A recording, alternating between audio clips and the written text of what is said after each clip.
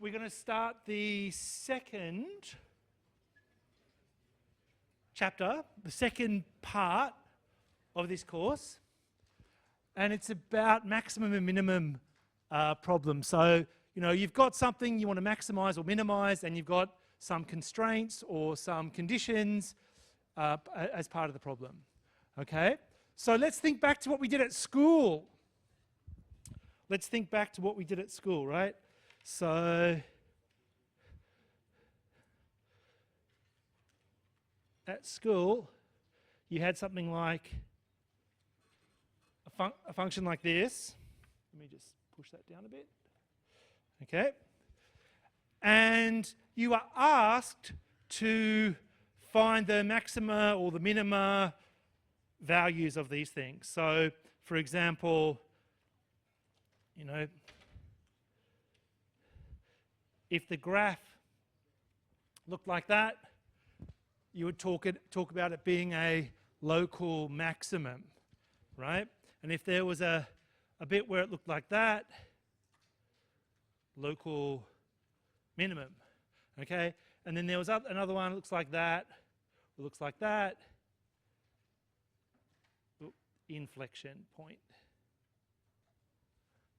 okay? So they're sort of the three cases that you saw at school. And how did you find those sort of points? Well, you took the function, you differentiated it, and you set it equal to 0. You found the critical points. Yep. So what happens in this wider world of surfaces and functions of many variables? Well, I'm glad you asked. The key thing with all of these situations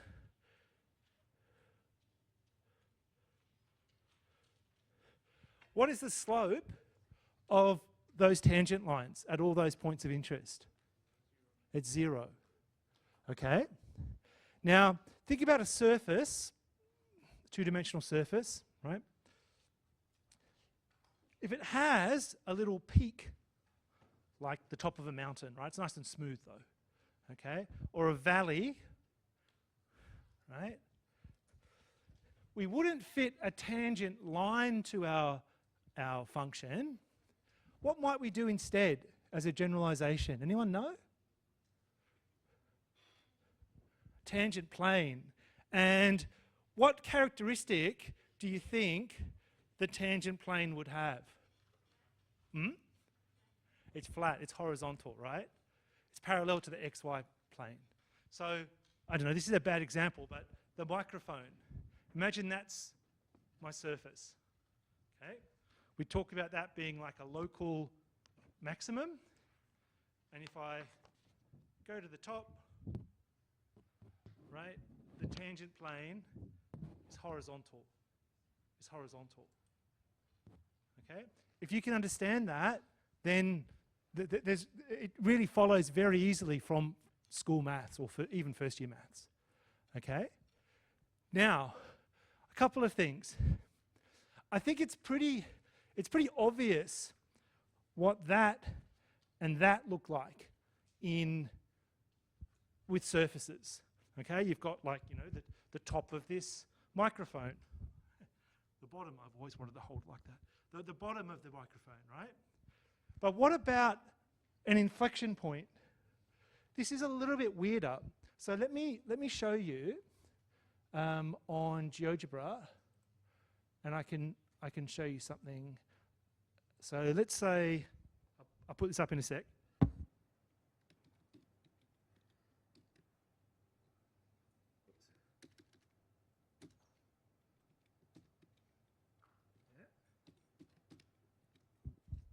Okay.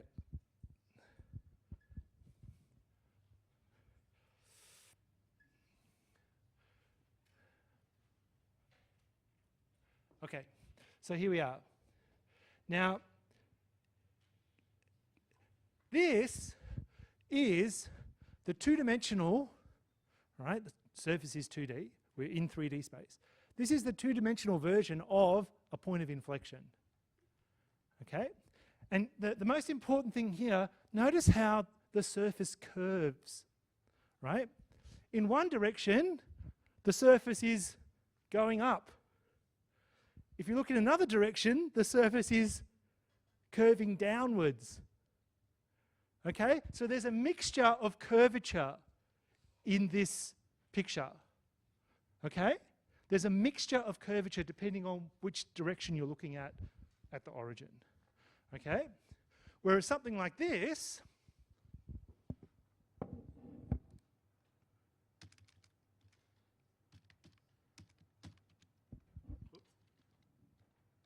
let's do a plus.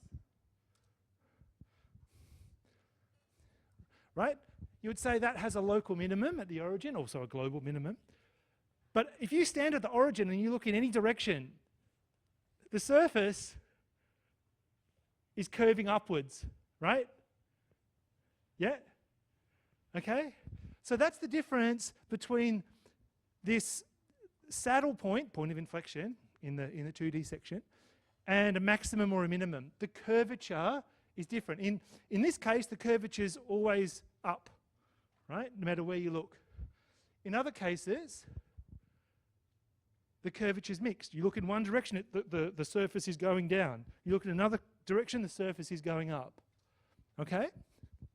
So that's the idea. Now, let's get back to what we were talking about before with these tangent lines. Okay? Yeah.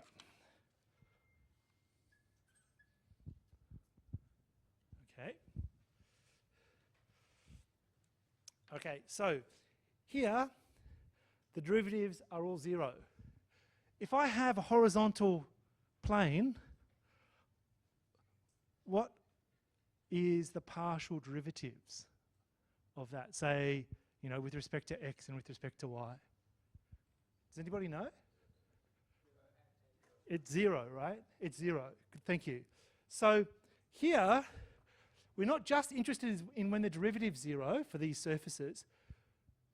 We want to, one way of ensuring this, this happens, you look at the partial derivative with respect to x and set it to 0, and the same with y.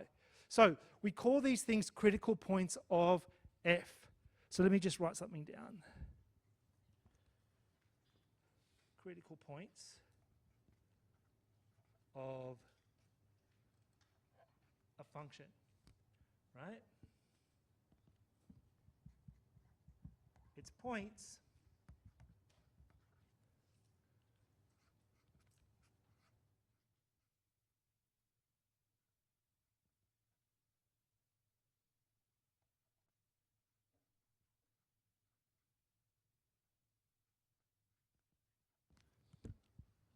wait, you go up. Okay. So really there's only two things to remember here. Now you could also say, hey, what about when the derivatives don't exist? Yeah, that you can call them critical points, but we won't be really looking at anything like that in this course. Okay? So, the definition here is based off the horizontal tangent plane. It's two conditions. You basically differentiate and set both things equal to 0, and then you solve them. Okay? All right, so the other idea I'm going to quickly introduce is the idea of an extreme point. Okay? So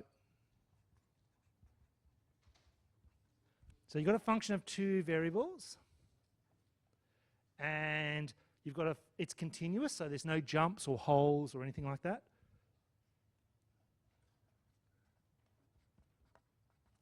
And it's defined on some set in the xy plane. I'll call it R.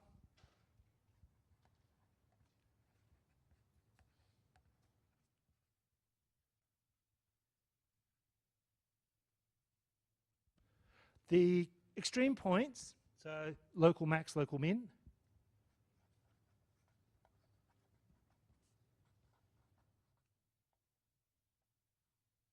they occur at the boundary, so the edges of my set,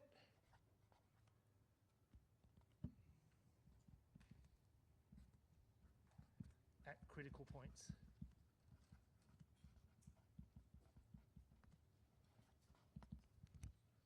Okay? So this is very much like first year where you're given a problem, you find the critical points, and then maybe you test the values at the boundary, at the edges of the interval. Okay? So it's same for this sort of stuff. So it should flow pretty naturally, hopefully.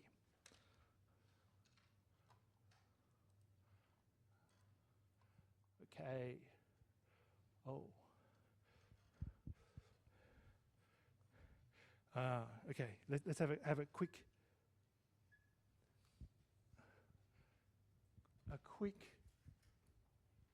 question. Do we have to do the using Mobius getting started quiz? What do you think? You need to do it, right? I don't think you can do it unless you do it. Hello, brothers. Missing the in-person lecture today. Oh, sorry. Get well soon. Okay.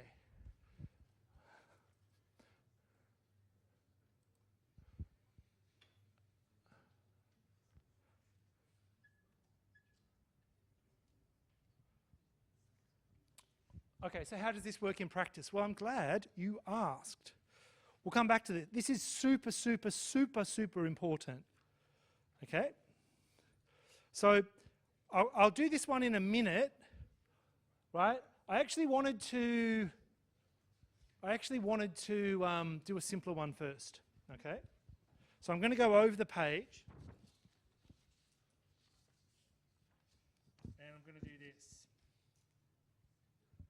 Okay, so I'll do this one down here. Now, on this page, let me just zoom out a bit, is a way of not only calculating these critical points and extreme values and all that sort of stuff, but if you remember back to school, there's a way of classifying your critical points. Is it a local max? Is it a local minimum? Or is it something in between, right? Does anybody remember the name of that test?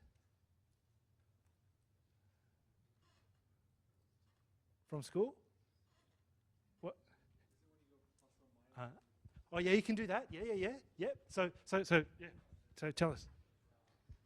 When you find the values of the derivatives on each side of the point. Yeah. So essentially you're looking at how the derivative changes, yes? Is there another way we can... Second order derivatives.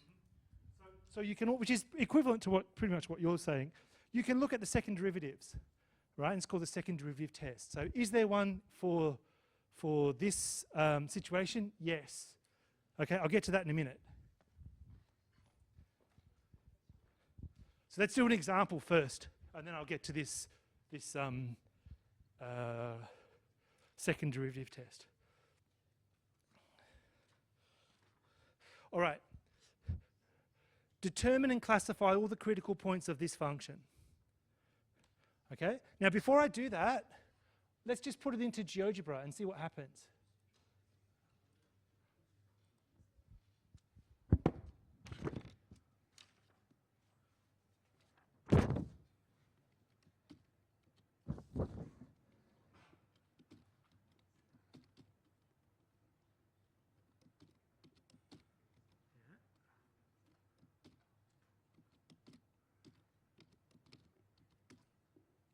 Okay.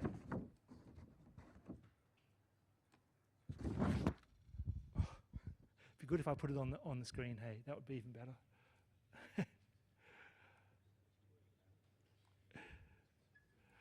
All right. What is it? A local max, a local min, or a saddle point? Yeah, it's definitely a saddle point. A saddle point, the way I think of it, is you can sit in it, right? It doesn't always look like a saddle, but a lot of them do. Okay? That's the way I think about saddle points. Okay? It's like an old-fashioned term, I guess. Okay? And on that picture, how many critical points do you think there are? How many critical points? There's one. There's only one, at least there's only one I can see. So you want to have a horizontal plane and you smash it into the plane and it's just a tangent at the critical point. Yep. That's the idea. Okay. So now, of course, you won't have this in class test, right? So let's just do it by hand and see how we go. Okay. So here's our function. Let's get the critical points first. So we want to solve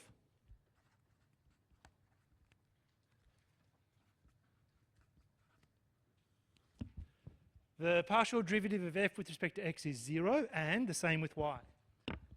So let's differentiate 2x plus y plus 3 equals 0. And with respect to y, 0, that's going to be x. 0, that's going to be 2. That's going to be 0. Okay, so these are super easy equations to solve. Obviously, x is going to be 2, and then you sub that in and you get your y value. So there really is just one critical point. And x equals negative 2. Okay, y is going to be negative 2x plus 3.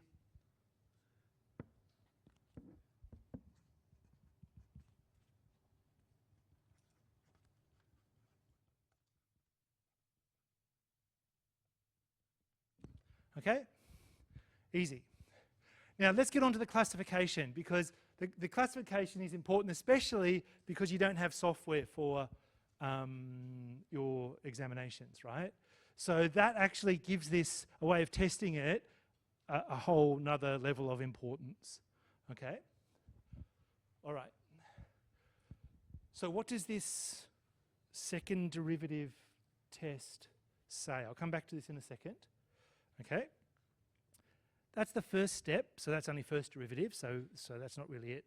This is the second derivative test, SDT. All right? Let's have a look, because it's a little bit more complicated than what you saw at school or in first year. Okay? The first thing is this D function. Now the D function involves, believe it or not, second derivatives, right? How about that? Who would have thunk it, right? Now it's a bit of a stretch here, but from what I've seen in your class tests, you're given the D in, like, for whatever questions you need, okay?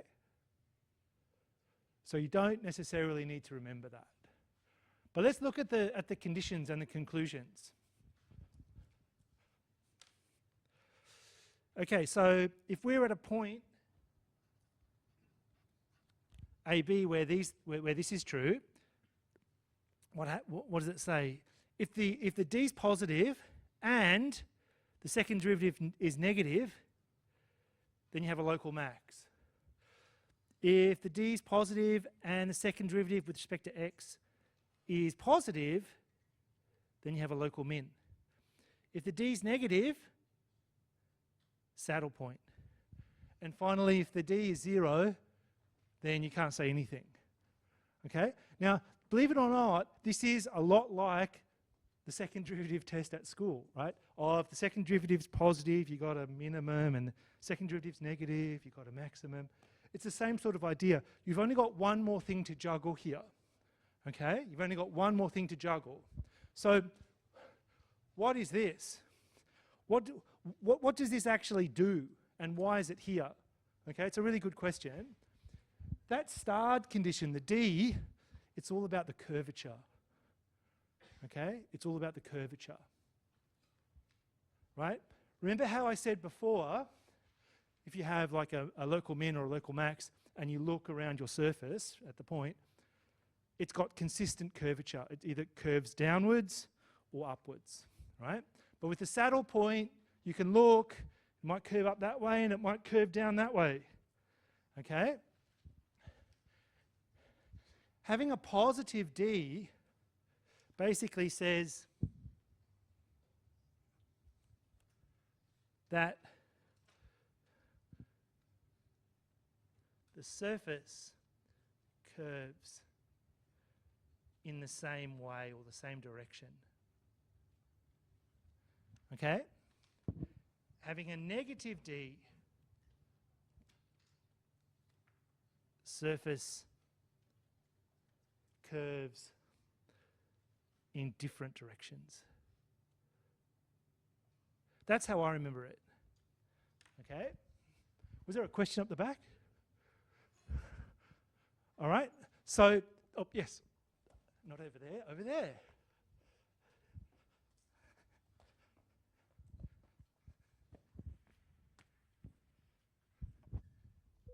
Instead of the f in respect to the double derivative of x, can this still be applied to the f to the double derivative of y? Yeah, it can. The second derivative test is not unique. Okay, so there are other conditions. If you've seen it in other ways or other forms, right, you can use that. But this is the standard one that we're using in this course. Okay, but if you know other methods for evaluating these things, use them. Okay. The reason I think we use f sub xx with the positive negative is because it reminds you of school, right? Or at least some people, right? Second derivative. Right? Okay, other questions? Okay, so let's finish off this question now, and we can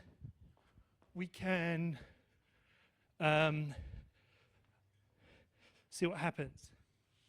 Well, hang on, let me have a look at what's going on online. Any questions? Oh, good question. It's not a silly question. Come back. Okay. Might be a silly question. Why isn't the critical point -2, 1, 0? So you're including the z point there, right? I guess it's fine. Like, I wouldn't worry about the third component. I wouldn't worry about it. I mean, we're essentially talking in the xy plane. You see how f is a function of 2 variables, not 3? That's another reason.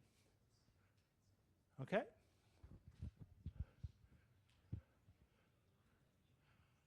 Well, I just said that. In a conceptual sense, I said the curvature is different, right? Whereas if it's positive, the curvature is the same. You can also think of the d as a determinant. Like, why does it have the letter d there? Okay? D, sometimes people will write it as a determinant.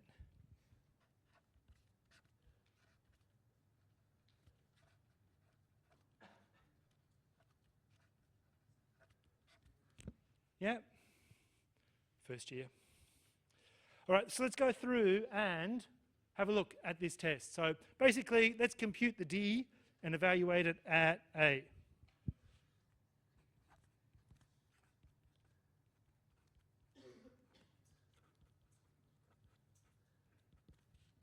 Okay, so what's the second derivative with respect to x? It's going to be 2. Second derivative with respect to y, 0. Derivative with respect to y, 1. So that's going to be negative.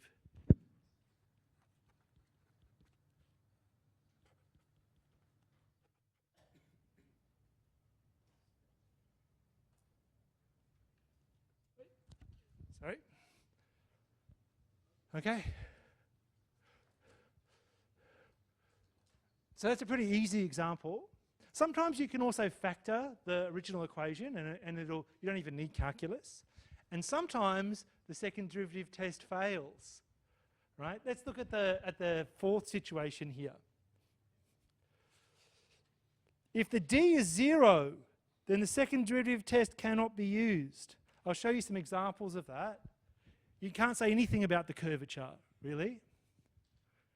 Okay? You can't say anything about the curvature. Let's do a slightly more difficult example.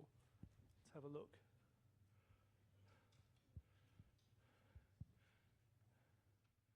I know. Oh, look. Sorry, I'm going to put this up.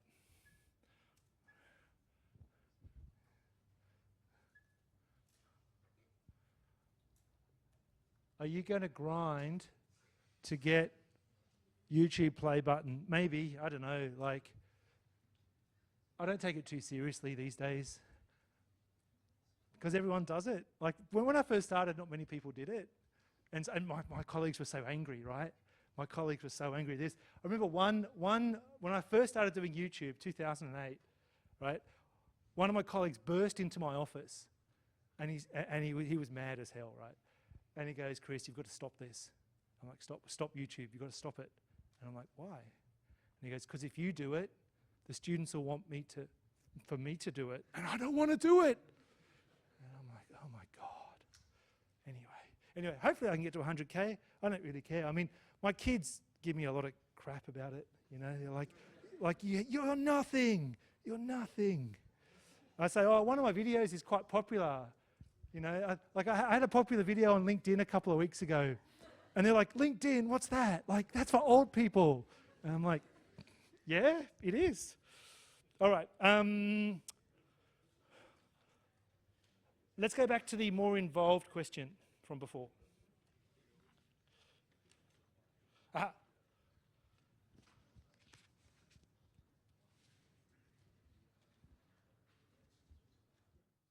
All right, here it is. Now, what makes this problem more difficult than the previous one? Well, I guess you've got cubes in there, and that can complicate things a bit, right? Sometimes you can just look at them and go, "Oh, that's going to have a minimum, or that's going to have a maximum." And I'll show you how to do that a bit later when you do the class tests and stuff. Okay? All right, let's have a look. So you basically repeat the working from the second, from the previous example. Yeah. All right. So let's find our critical points first. So the derivative with this with respect to x and y.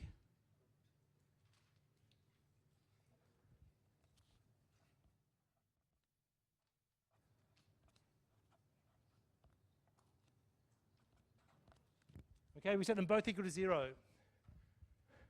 And now it's a game trying to find out your x and y values, okay?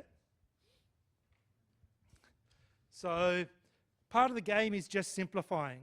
So over here I'm going to get x squared equals y. And over here I'm going to get x equals y squared. Okay, so what does that immediately tell me about the values of x and y? And people troll me, like even yesterday someone's trolling me on YouTube saying, "This is wrong, wrong, wrong," right? So I'm just like, "Oh, how's it wrong?" And they, you know, get very angry about it. They argue in the comment section for hours. What does this tell you about x and y?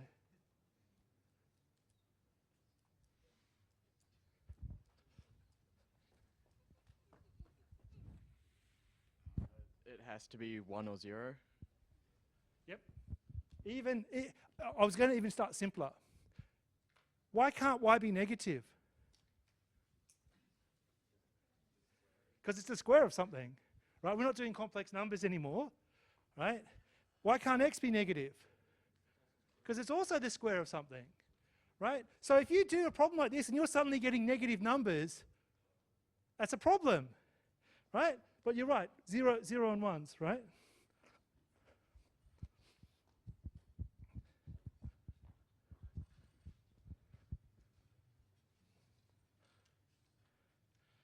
Okay, so you can sub these into each other.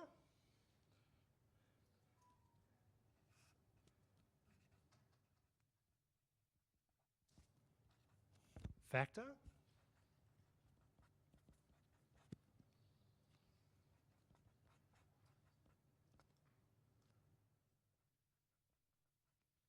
Okay, you know, this bit can't be 0. So x has got to be 0 or 1.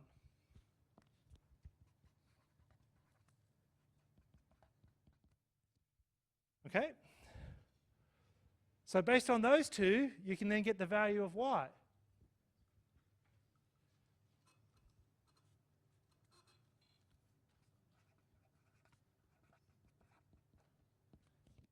Okay? So you put them together, your critical points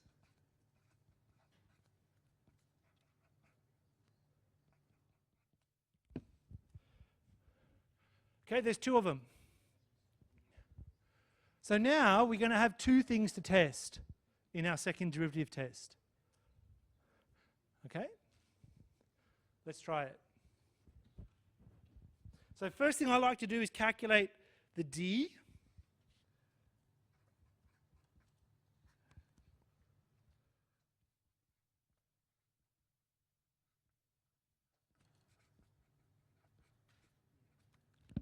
Okay?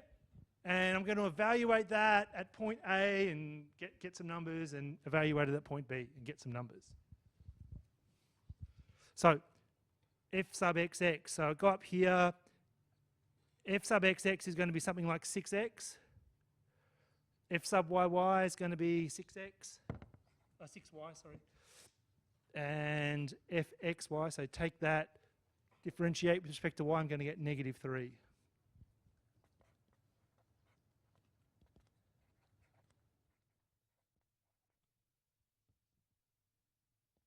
Okay, so that d may change depending on what x and y is. Okay, it could be positive, could be negative, could be 0, who knows. Okay, so let's go through and classify our points.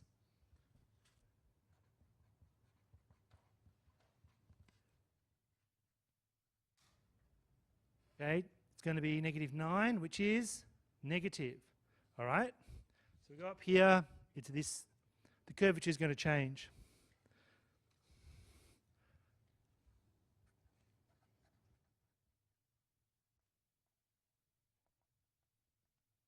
Okay, test the other one.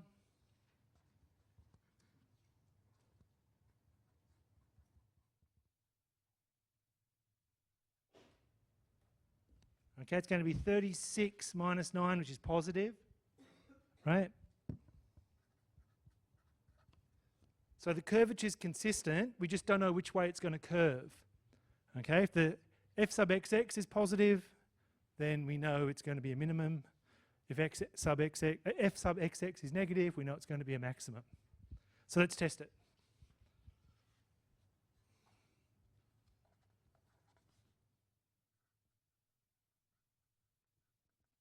Right, f sub xx is 6x, so 6 times 1.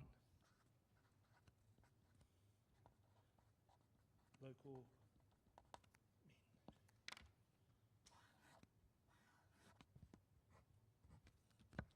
Okay. It's not hard to do, it just takes a while. And let me tell you, it's easy to make a mistake. So where do students make a mistake with this? I make them too, right? I'll like miss a symbol, or I'll turn a negative into a positive somehow, right? This is one of the good reasons why you've got how did I do in lab test 1. Unlimited use, right? Which is great. Questions. Why don't I actually put a picture of the surface on the screen and see if we can say something. Oh yeah. Oh, here we go. Before I do that though.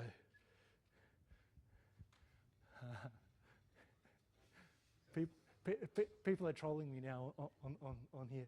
All right. Urgent. Did you teach Eddie Wu? Yes. Right? I did. He messaged me one day on Twitter and he says, I want to be just like you, right? Can I come around and see? So we had lunch and I showed him some stuff, right? And I'm thinking, I'll never hear from this guy again. Suddenly he's like Australian of the Year and, you know, all this sort of stuff. And he's long forgotten about me. Hey, he has long forgotten about me. So yeah, it is true in a roundabout way. In a roundabout way. All right, let's, for those who don't know Eddie Wu, he's a legend. So let's go here. And I'm going to put in this.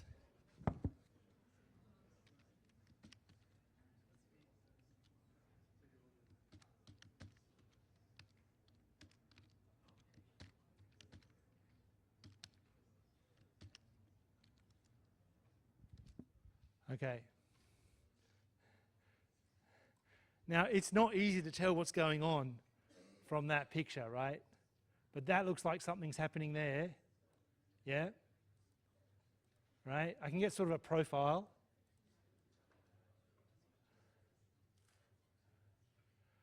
But even with a picture, it's still not easy. It's still not easy to tell. Because it's a complicated surface, right? It's a complicated surface. So even when you do have technology, it's still not clear exactly what's going on, okay? All right, questions? Questions, comments, observations? Ah, you met him. That's great. Questions? Yes. How did you get this? I'm confused about the equation D and how you got this. Yeah. So I will reveal all later, okay? But the best explanation I can give you for D is that it's based on the curvature of the surface, okay? Yeah, and if the D is positive, then you've got consistent curvature, right? If it's negative, you've got curvature in different directions. That's the way I remember it. We will look at it. It's not something I can prove right now, but we will give it some justification later. All right, so just bear with me. It's a good question. Other questions? Comments? Okay. Just a math nerd, yeah, exactly. All right.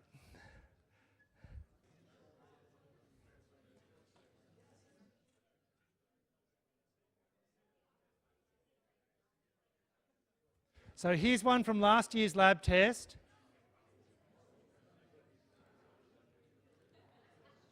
So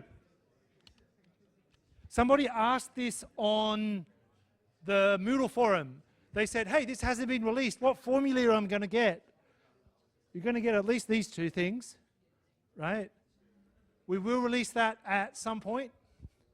But let's have a look at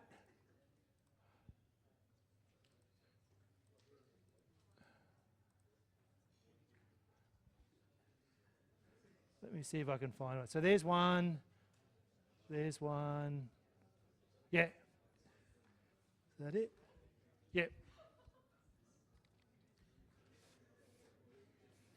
Okay. This is a classic example of something you might see on your lab test. Anyway, there's probably no chance. Some of you will see this. So you've got a function. It tells you how many critical points there are. It says it has one. Find the point and enter its x coordinate in the box below. Okay? And then calculate the value of the d, or the curly d, right? Calligraphic d.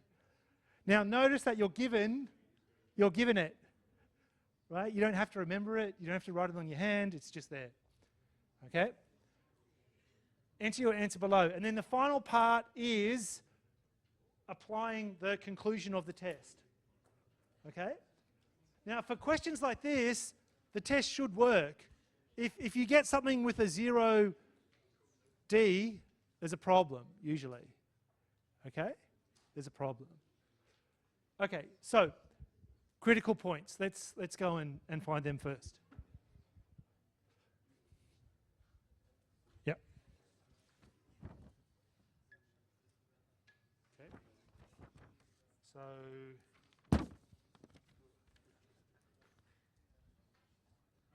let me zoom in on this. Okay, here's one I created earlier. Same question. So to compute the...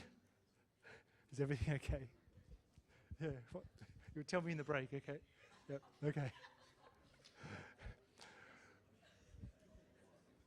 Now, how do I know? Like I was saying beforehand, that sometimes you can just look at the function and you know whether you're going to get max, min, or saddle point. Why? Can anybody hypothesize why there's a good chance of being a saddle point for that one? Anyone? They're all first order. Yeah, except for the xy. Yeah. So if I was looking at that and I was taking a guess, I would say it's a saddle point because there's xy, there's no squareds or cubes or anything else, right? So that would be one way to look at it. Yep. Yes. So, including the mixed partial.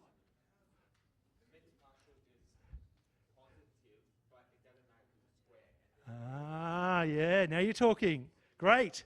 So, whenever you can, you want to save time, right? And brain power. You've got enough going on in your lives. You always want to optimize or minimize the brain power, right? So, I look at that. Even before I worked out anything, I'm like, oh, it's got to be a saddle point. Okay, so let's pull the trigger and compute the partial derivatives. So f sub x df dx is going to be y plus 1. F sub y is going to be x minus 2. Pretty easy, right? So your critical point here, excuse my messy writing, your critical point is going to be here.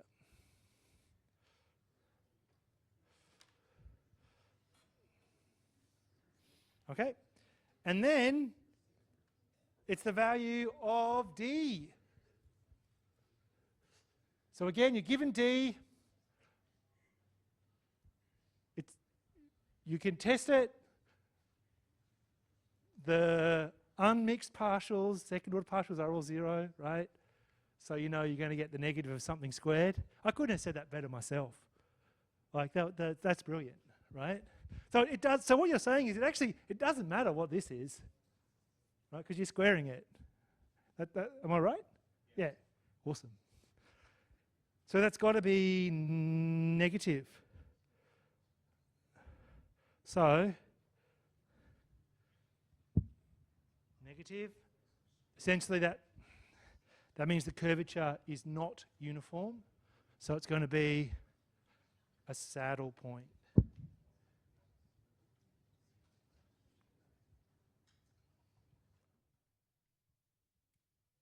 By the second derivative test. Okay? Brilliant. Now, I will show you an example where this fails. And it's not always the, like a theorem that you can always apply. But let's take a break and we can start again in 10 minutes, okay? All right, I'll see you soon. We are halfway there. So, all right, just to remember, just a reminder, everybody, no headphones.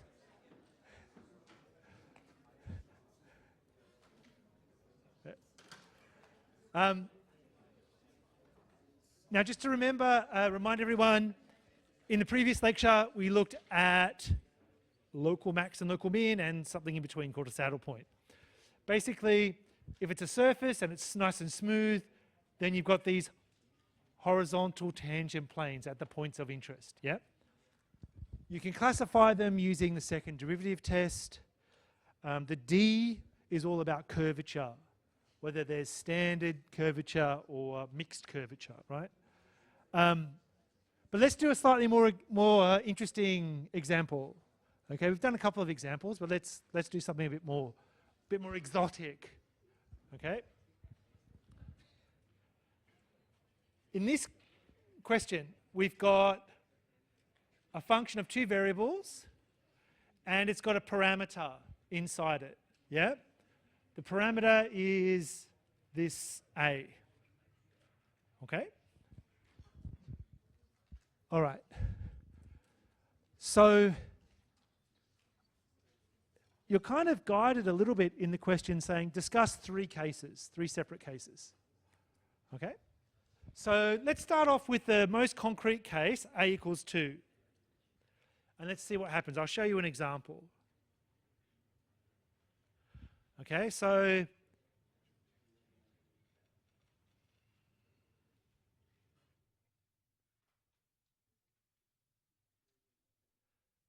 now I can factor that, which is always handy.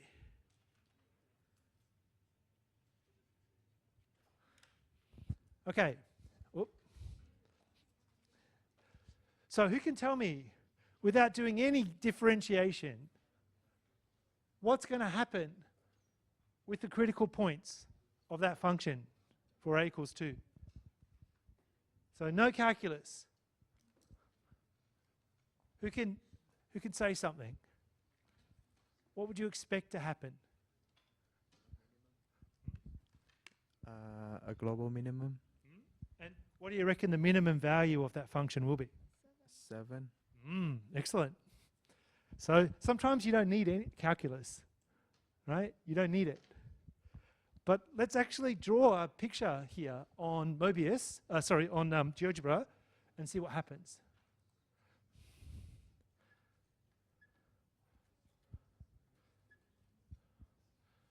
Okay, this is the function x minus y all squared plus 7, so a equals 2.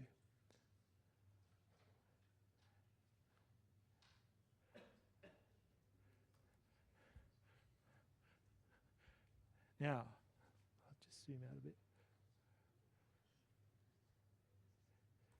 It definitely has a minimum. Is there one critical point, or are there many? Yeah. Yeah, exactly, right? So you can see here, if I look like that,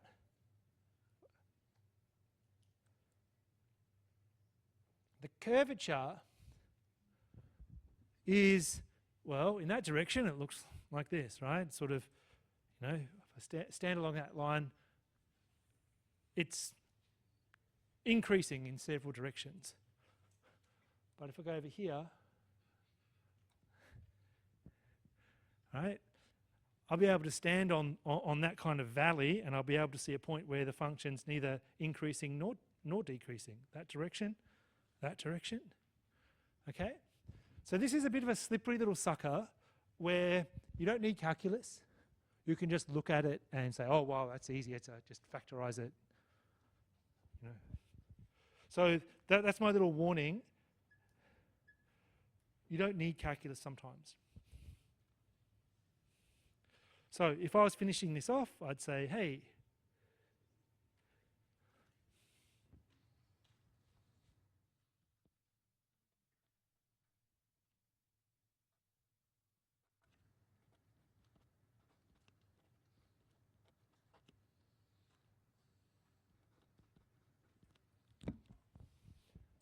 okay, not only is it a local minimum, it's what we call a global minimum. It's not just a little peak or valley, it's the lowest valley of all the valleys there.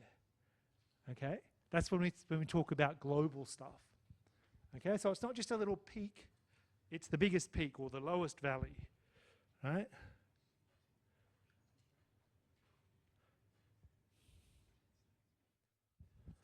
All right? So that's pretty, no calculus required for that one.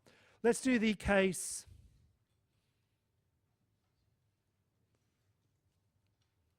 where a is between 0 and 2. Okay, so a little bit more work required now. Let's differentiate. We'll keep the a there and we'll worry about the value later.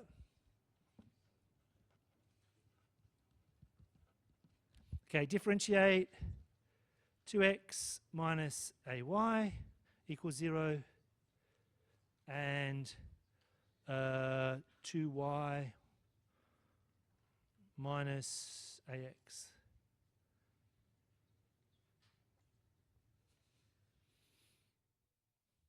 Okay?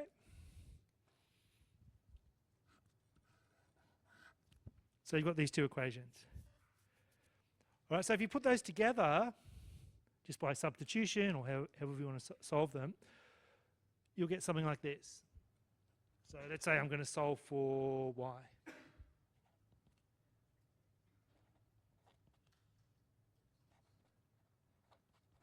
Okay, pull the y out.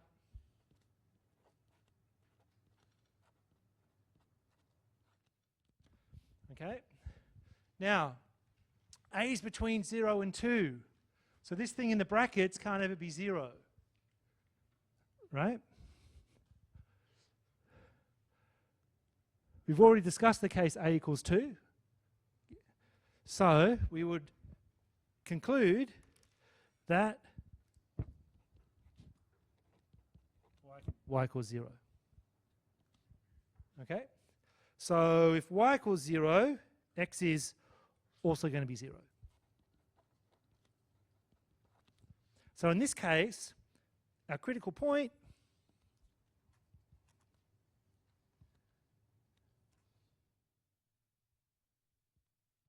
is going to be 0, 0. So now, let's try the second derivative test and we can classify it. Okay?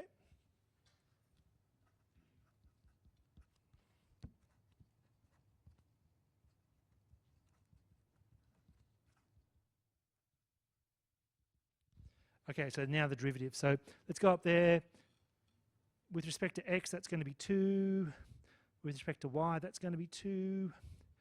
And that's going to be negative a. Okay? Now, a is between 0 and 2. So is our d going to be positive or negative? Or something else? It's going to be positive. Right. It's not a trick question. So I interpret that as the curvature being uniform. Right? The curvature of the surface is going to curve the same way no matter which direction we look at the critical point. Okay? So now we've just got to conclude whether it curves up or down in all directions. Okay? So that's where f sub xx comes in.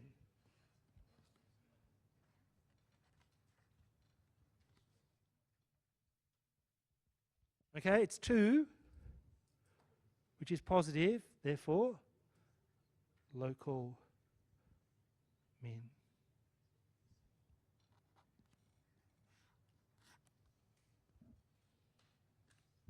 Okay? So what do you think is going to happen when a is bigger than 2? Well, the d is going to change, right? I think is the d going to change? Yes, it's going to go from positive to negative. Okay? So, last case. The derivatives are all the same, right?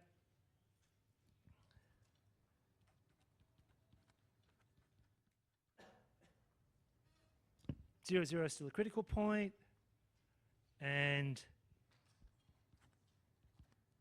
okay, what's that going to be? It's going to be 2, same as before, 4 minus a squared. But because a is bigger than 2, this is going to be negative now.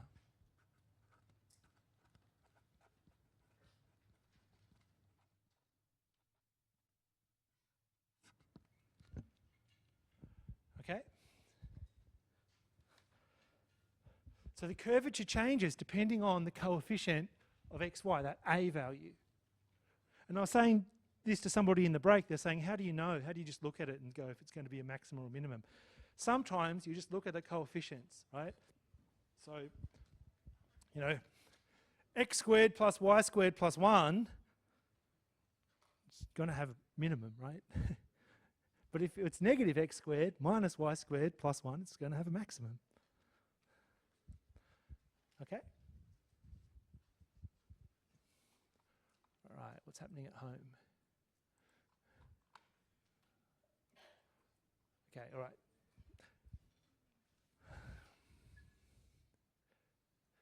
I'll take some questions in a second. Oh, this is a really good one. Lower student to teacher ratio. So less students in each class, am I right? Do you know how big the classes are for tutorials? They're like 40 students. 40. That's like, but probably 40 people are not turning up. Am I right? Yeah. So look, my view is smaller classes are better, right? So I don't know, probably when I was at uni, there was like maybe 20 people in a class. Now there's 40, right? Are the tutors twice as good or the lecturers twice as good? Probably not, right? Let's be honest. Okay, so I get that. All right. So this question, is a little bit more involved, and it sort of shows you how, as you change things, the nature of the surface changes. Okay. Let's do one more. And then I'll show you something about Lagrange multipliers. Okay, so there's the second derivative test again. Super helpful test. But let's look at some examples here. Okay, let's look at part B first. Let's look at part B first.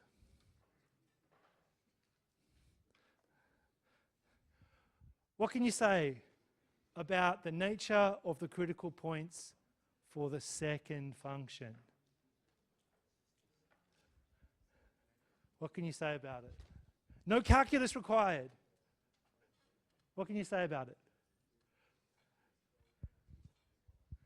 Come on. I know it's late. Yes, oh, down the front. There's going to be a local max at 0, 0 because of the squared terms. Yep. So negative x squared minus 1 and minus negative y squared, right? So you're going to get a maximum value at negative 1. It's going to curve up like this microphone. No calculus required. Okay? No calculus required. Okay? So for part B, no calc required. Okay? Let's have a look at the second one, the first one though, sorry.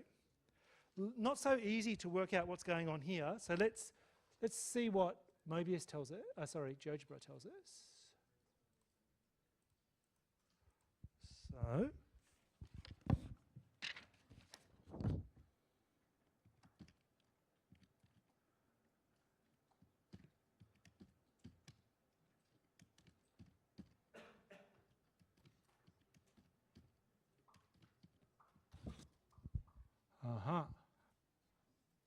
let me put that on the screen for everyone.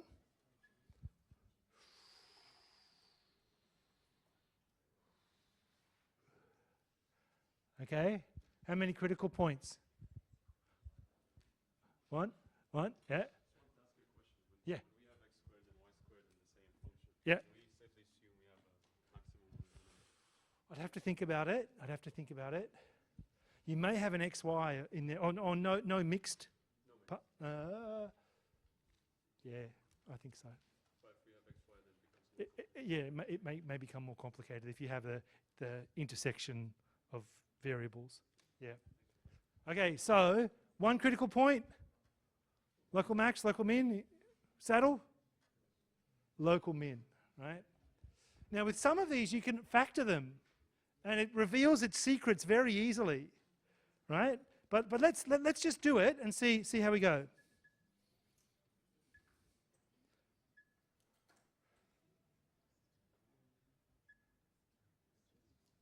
All right, so here's one I've started earlier.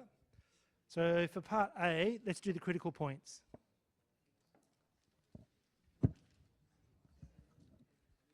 So if we differentiate, we're going to get 2x plus y, that's it. Yeah, 2x plus y. And for the other derivative, we're going to get x plus 2y plus 3.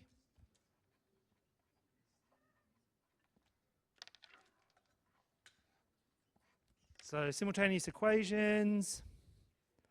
So I don't know, y equals 2x and then sub it into there. Y equals negative 2x, sorry.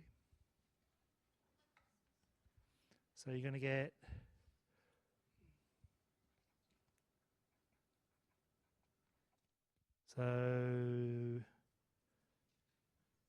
x is going to be negative 1, positive 1.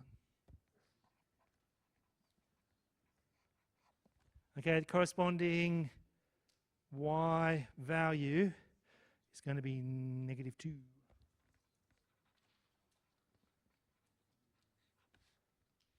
Okay, there's only one critical point. Now we just got to classify it.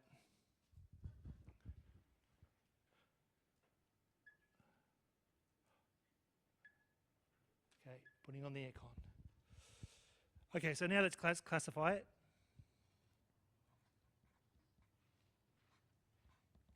Second derivative test. Okay, so what do we want for that? We want the d.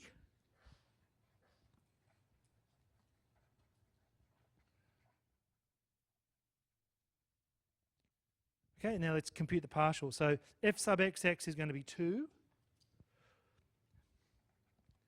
F sub yy is going to be 2. F sub xy, so that's going to be 1. So that's going to be positive. So the way I interpret that is the curvature is going to be similar in all the directions, either up or down. We just need to work out whether it's going to be up or down. That's where f sub xx comes in.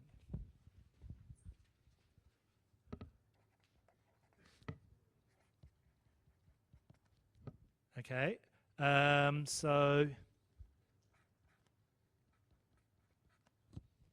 f sub xx is 2.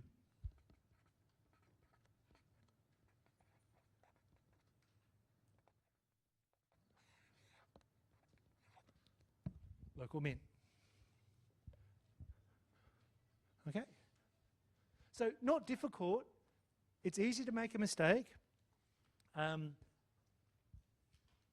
Yeah, I don't think we could ask too difficult questions in the lab test because you've got 40 minutes, I think, or 45 minutes, something like that. So we can't ask you anything too crazy. Questions? Yes.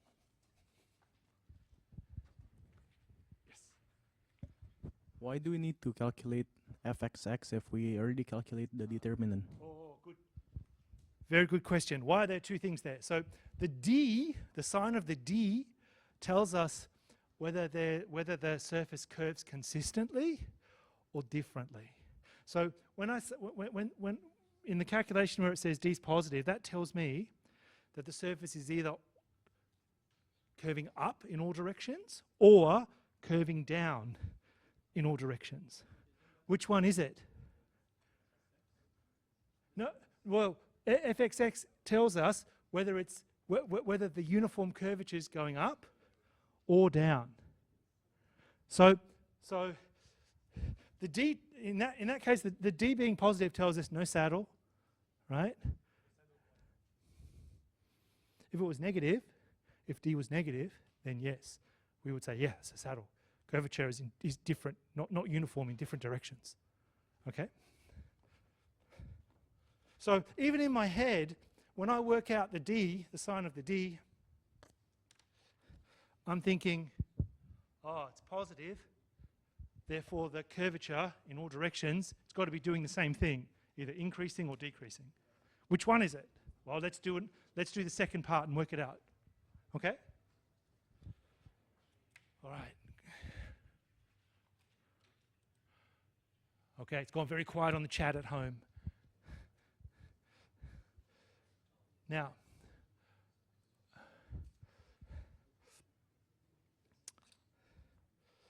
the second thing I wanted to talk with everyone about today, and I'll just introduce this, I won't go into too much detail, is the method of Lagrange multipliers. Has anyone heard of Lagrange? Anybody speak French? You do? How would you say this name up the top? Lagrange. Lagrange. Was my pronunciation okay? Oh yeah, it was okay. My French is terrible, right? I'm better with German. Anyone else speak French? Anyone? No? Yes? How was I? Okay? Huh? C'est bon? Okay. Lagrange was a French mathematician and a physicist and engineer. Did all sorts of interesting things, and calculus was one of them. Has anyone been to Paris here? Paris? Eiffel Tower? Right, around the Eiffel Tower they've got, I think it's 80 names of famous French engineers and architects and scientists and all that sort of stuff. He's on the list, right? He's on the list. So you know you're pretty good when you have your own name next to the Eiffel Tower and there's only like maybe 70 other names there. All right, so This is a method, a famous method, that can help you understand maximizing or minimizing things. Okay? Now, I'm going to show you an example. Anyone at home? Oh, croissant. Oh, very good. Yeah. Oh, oui, oui. I'm going to show you something here. And, yeah. Let me just open this up just for a second. Okay.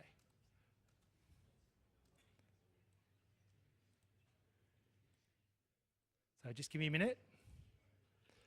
If you can understand this diagram, you can pretty much understand all of Lagrange multipliers. Okay? Trust me. Trust me. Now, in this problem, you have got a line, that green line. And the green line is 2x minus y equals 7. Okay? Nice, friendly line. And the challenge, and it's not a hard problem, the challenge is to minimize the distance from the line to the origin. Let me say that again, because it's 5:30. You want to minimize the distance from the line, the green line, to the origin, so 0, 0. It's a classic problem. You might see it in first year or in school or, beforehand, right? This will tell you all you need to know about Lagrange multipliers, okay?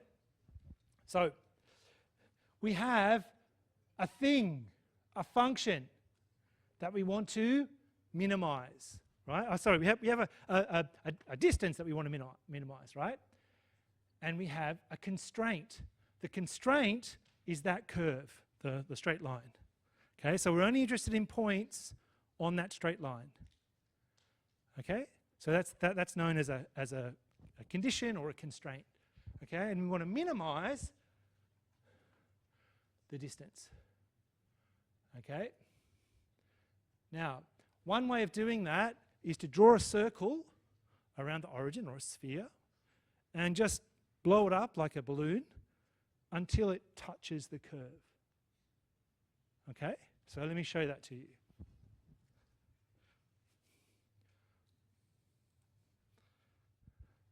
Oh, the anticipation. Oh, there it is, right? So it touched, and now it went a bit too far, and now it's contracting again. What we would like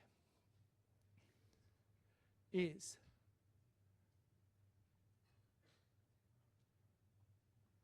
to work out the point at where they just touch. Oh, stop. Stop. Oh. Yeah. Boom. Okay? That point B is the closest point on the line, the point that's closest to the origin. Okay, so now here's where it gets really interesting. You're probably saying, come on, tell me something I don't know. Remember back to first year, Math 1131, and we would talk about normal vectors. Normal vectors, right? Normal vectors to a plane, normal vectors to a line, the point normal form of a line, right? Let's draw the normal vectors for these things. Okay, let's do the line. And now, so there's a right angle between that vector and the line. And now you can also compute the vector that's normal to the circle at that point. What's going to happen?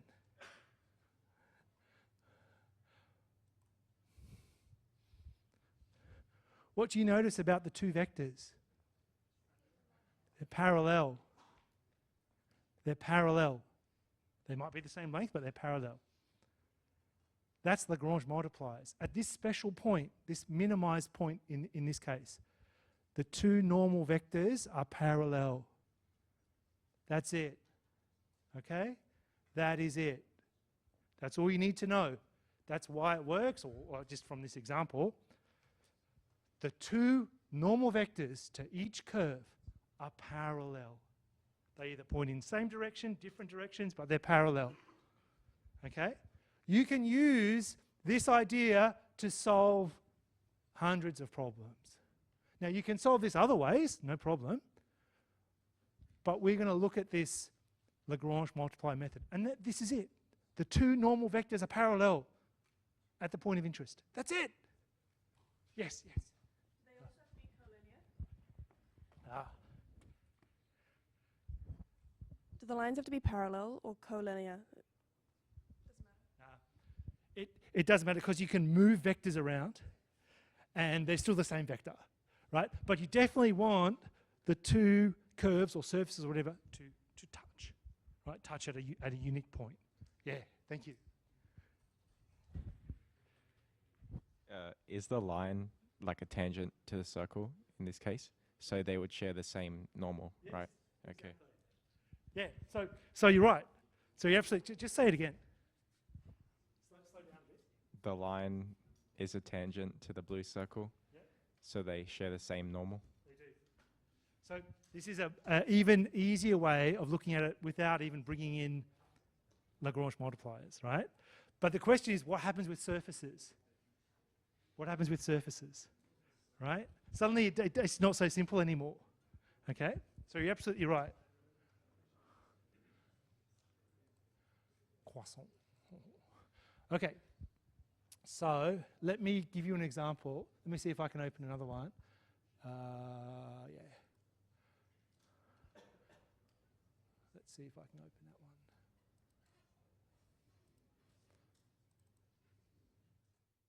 one. Oh.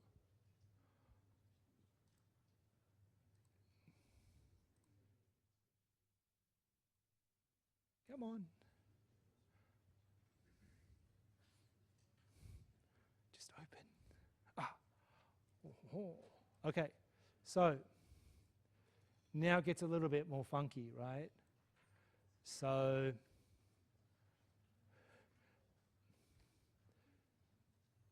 let's take that away.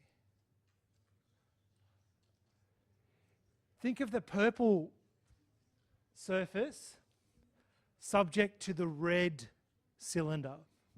Okay, so you've got a surface, and maybe the cylinder is, it's a circular cylinder, right? So x squared plus y squared equals 25. And you've got some other surface, which is that purple thing, that you want to maximize or minimize. So now you've got quite a few intersections, and it's not exactly clear what's going on. But this parallel normal vector principle still works, okay? It still works, okay? So that's going to form the basis of our equations, basically. I'll show you this in a minute.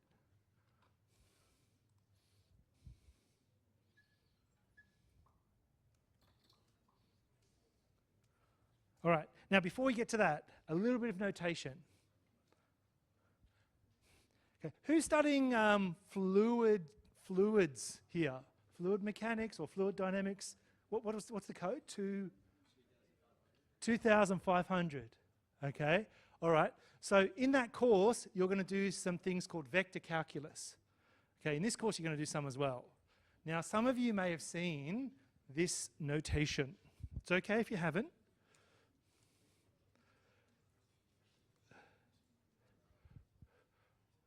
It's called the del operator. Does anybody know this? Have you heard of this? Have you seen this? No, well, you have now. You have now. So, it is defined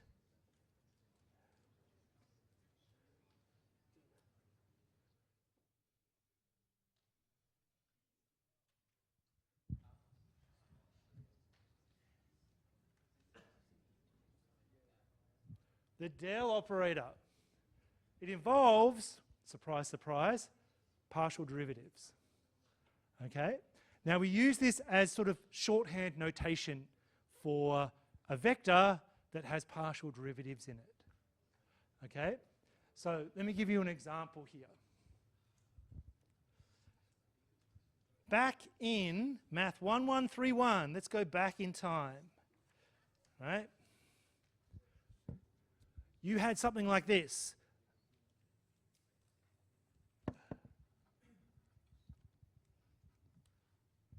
You had something like this, a plane. Okay, who can tell me on this Wednesday afternoon, what is a normal vector to that plane? Think back. Think back. Yeah. Yeah, perfect. So a normal vector to this plane is just the coefficients of the variables, right? Might look like that, something, right?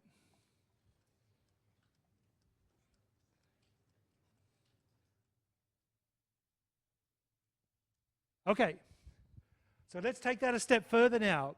Let's get this del operator involved. Let's apply the del operator to that equation of a plane and see what happens. Okay? So let's call this, I don't know, f of x, y, z, and it's equal to 4. Let's push this del operator onto it. Okay, what do we even mean by this? Okay, it means we differentiate the left-hand side with respect to x. What are we going to get? 2, yeah. Differentiate this with respect to y, we get 1. Differentiate that with respect to z. Oh my goodness.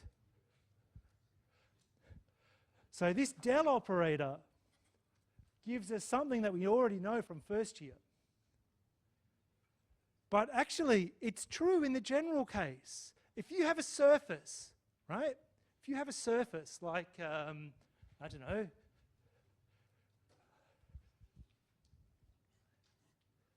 x squared plus y squared minus z squared equals 6, let's say, right?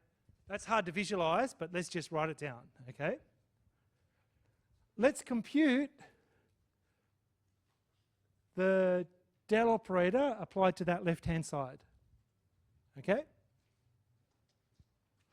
So let's call this, I don't know, phi or something. All right, it's going to be d dx, so 2x, ddy, 2y, ddz minus 2z. Okay, so we've got a vector involving x, y's and z's, but if we're at any point on that surface, phi equals 6, I'll get a vector that is normal to the surface, just like we did for the plane. Okay? Just like we did for the plane. So, you know, this thing, I don't even know what it looks like, but you might have it like this. Okay, a funky surface.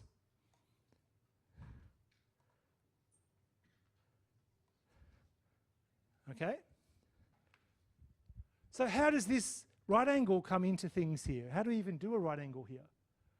Well, you can put either a tangent plane to the surface at that point, or you can do two vectors. And the normal vector's normal to both of those vectors that are tangential. Okay? So, fluids people, have you looked at this yet? 2500? Not yet? Okay. You will, I guarantee you.